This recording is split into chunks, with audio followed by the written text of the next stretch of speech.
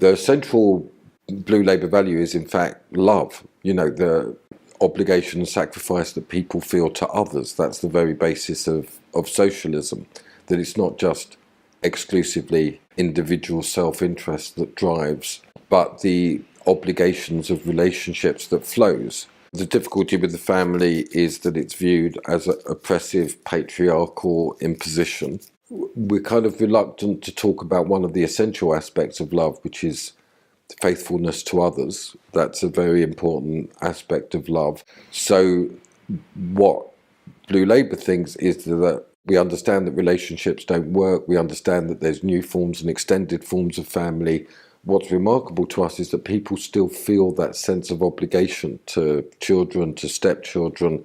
And how do we preserve the non-commodified space of love and obligation from either the market on the one side or forms of just loveless administration on the other? So the family is one of the most important spheres of socialism, because in that sphere people transcend their individual self-interest and assert their obligation to others. So that I understand completely why people have reservations about that.